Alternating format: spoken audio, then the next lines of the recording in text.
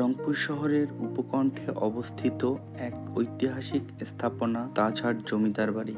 18শো শতাব্দীর শেষ দিকে একজন ধনী জমিদার নির্মাণ করেছিলেন এই প্রাসাদ। ইউরোপীয় স্থাপত্য শৈলীর অনুকরণে নির্মিত এই ভবনটির প্রতিটি অংশে মিশে আছে কারুকাজ আর রাজকীয়তার আভিজাত্য। সাদা পাথরের তৈরি দৃষ্টিনন্দন সিঁড়ি, উঁচু খিলান আর নকশা করা দরজা জানলাগুলো দর্শনার্থীদের মুগ্ধ করে। 1984 সালে তাজহাট জমিদার বাড়িটি প্রত্নতত্ত্ব অধিদপ্তরের আওতায় আসে। বর্তমানে এটি একটি জাদুঘর, যেখানে সংরক্ষিত আছে অসংখ্য মূল্যবান প্রত্নবস্তু, প্রাচীন পাণ্ডুলিপি এবং ঐতিহাসিক নিদর্শন।